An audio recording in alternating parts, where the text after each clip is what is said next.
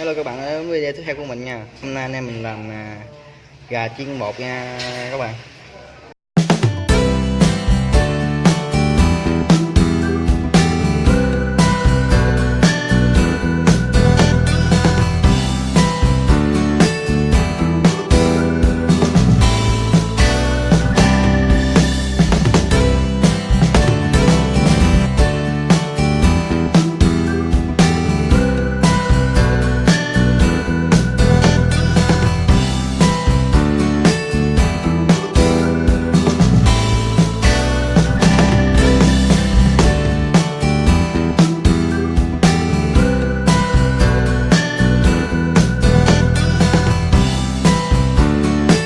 Giờ mình luộc cũng đã lâu các bạn. Giờ anh em mình lấy số anh em mình đang luộc, anh em mình chiên nha các bạn. Đây nè, chắc cũng lâu cũng được rồi đó. Giờ anh em lấy mình đang bột, anh em mình chiên nha.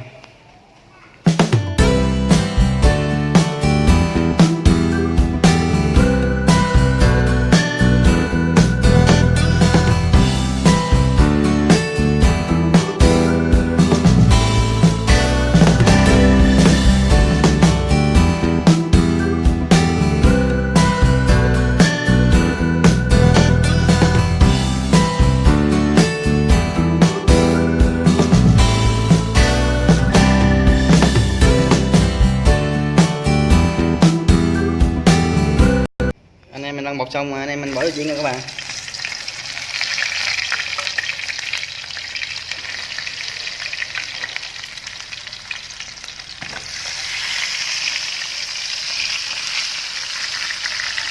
Cái nhỏ là trước nè, cái nhỏ là trước, cái này lớn.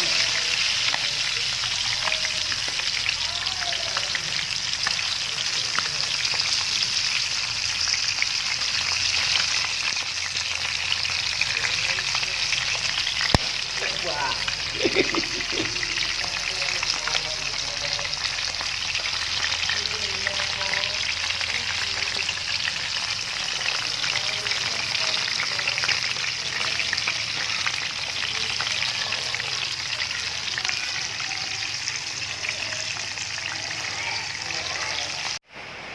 Nãy giờ anh em chiên cũng nói lâu các bạn, giờ chín nha các bạn. Giờ anh em đem xuống review đó nha. Nhìn rất là ngon nha các bạn. Quá ngon các bạn ơi, quá ngon. Giờ anh em mình sẽ review đó nha các bạn. Quá ngon luôn các bạn. Quá ngon, càng thật luôn các bạn. Chậm chín chú Thịnh. Rất là ngon luôn các bạn. Quá ngon.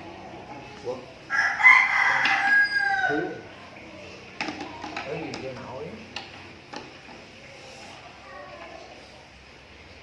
Chấm cái con này. Thứ tư các bạn.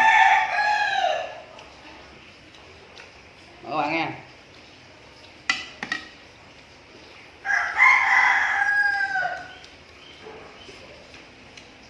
Mời các bạn miếng nha. Mời ông miếng nha. Này cũng cay. Tương không cay ra.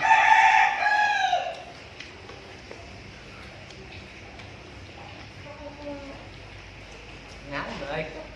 Ăn rồi cầm lên ăn thôi. Đầu là nó nóng nè. Có các bạn ơi. Giờ thật luôn nha các bạn. Nước vàng các bạn, mời các bạn nha các bạn. Dài bạ lắm. Ngon, béo. Đã. Tương quá ngon.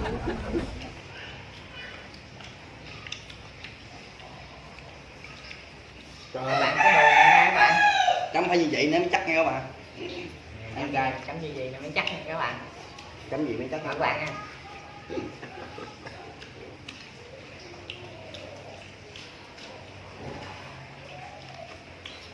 Cho bồng xương. Cắn lấy xương.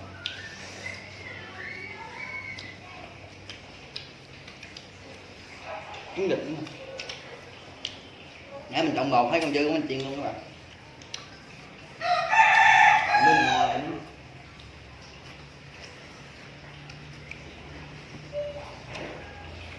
cũng được, ngon.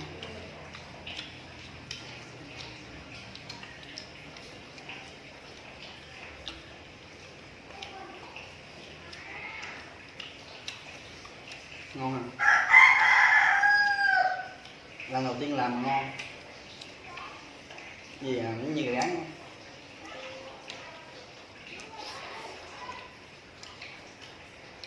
Ngon không có nổi.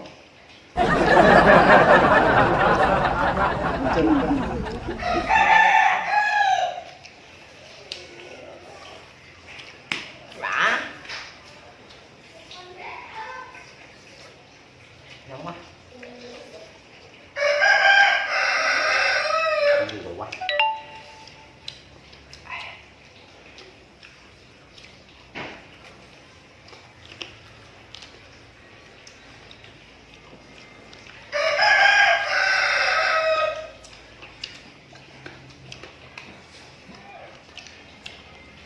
Phải lắm.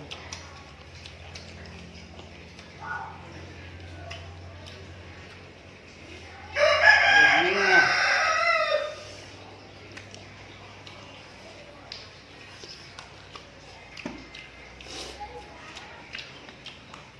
Bây giờ nha.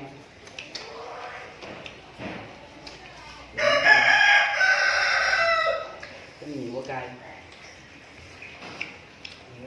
Cay. Chấm cay nữa này. Ừ.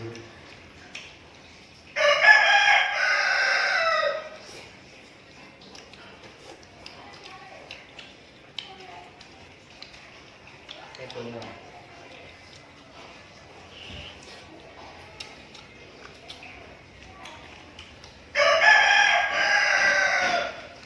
Ăn gì mới đã các bạn ơi. Thời gian cũng vậy luôn. Không sụp quá sụp mà. Đi đâu đó.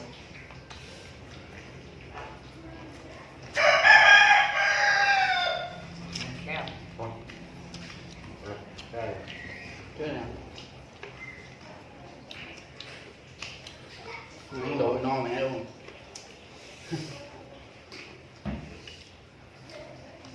Ớt này nghe các bạn. Cay.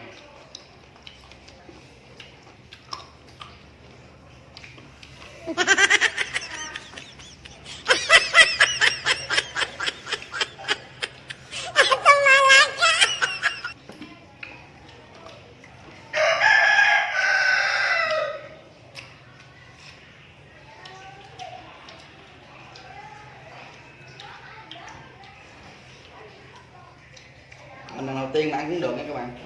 Không có giỏi gì mấy.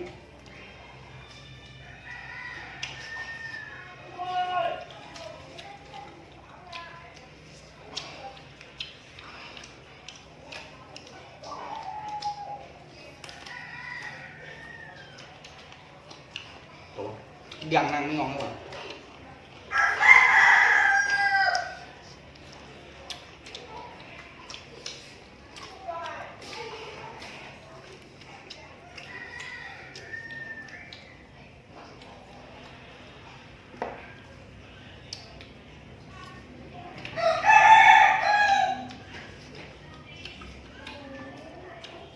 Trứng. Cay. Trứng ăn cũng được mày. Còn những bọt nữa.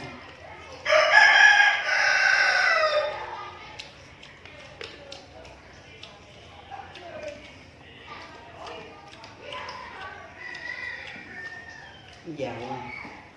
Cái da này các bạn. Chấm ai quất. Chấm mấy nha. Chấm mấy nha. Rồi quất nha. Quất cái không cái thôi nha.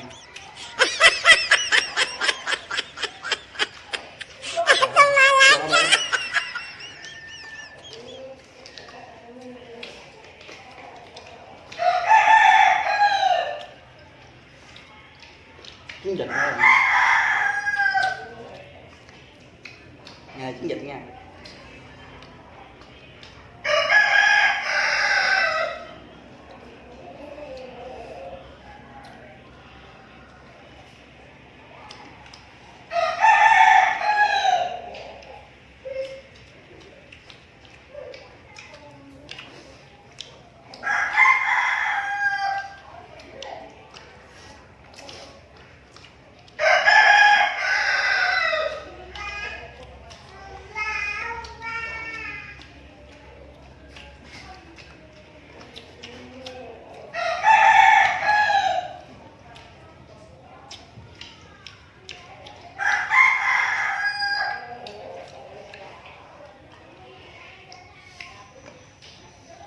Ngon.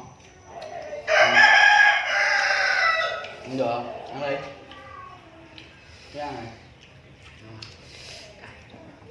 Nè. Có cái này được. Dạ, Ngon, dạ, này lấy mấy ăn cơm. dạ, nóng. Ngon quá. Nóng hả? Này, cái này nó ngon, cái này nó vàng hơn nó kia.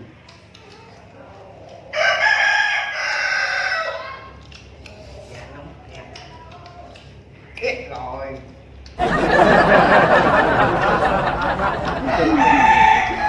Dạ hơn các bạn. Nè. Vàng lắm nha. Rồi mày, quá thì vàng. Mở thằng miếng thịt nha các bạn.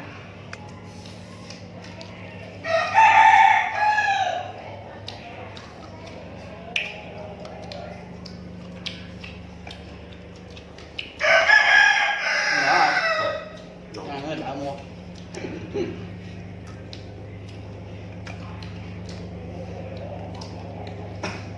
Cái này chiều phải ăn cơm.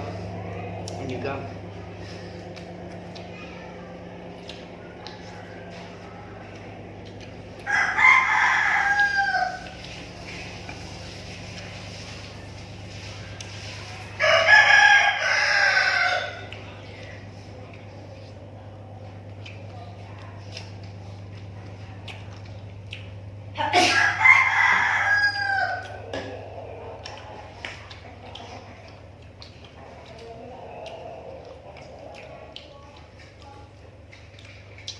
Đừng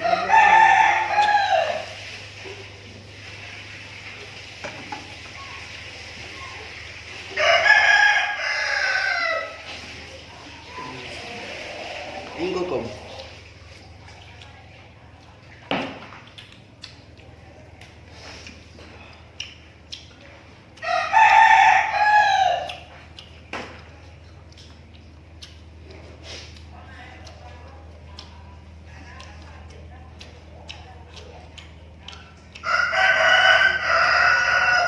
Ăn này không? Ừ. Còn ngóc luôn nè. Ngon quá. đúng rồi. Này luôn cái dây bỏ luôn nha. Hồi nãy mang ký rồi. Tụi mày đi. Còn cái gì nữa nè.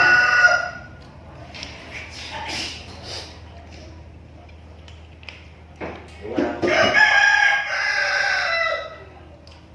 Rượu gà. Tại giờ ông thấy. Uống sữa đó.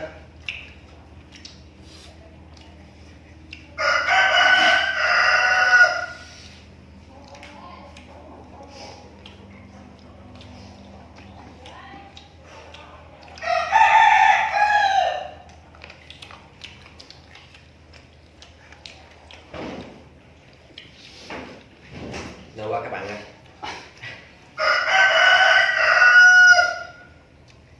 Hỏi gì quá ngán.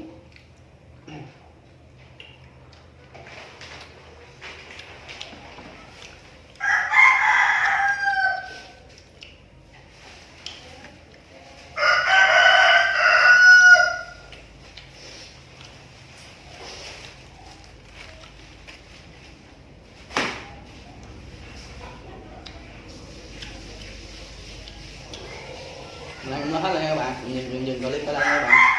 Nếu các bạn thấy clip hôm nay một lượt like, một lượt chia sẻ, đăng ký kênh cho mình nha. Tạm biệt các bạn.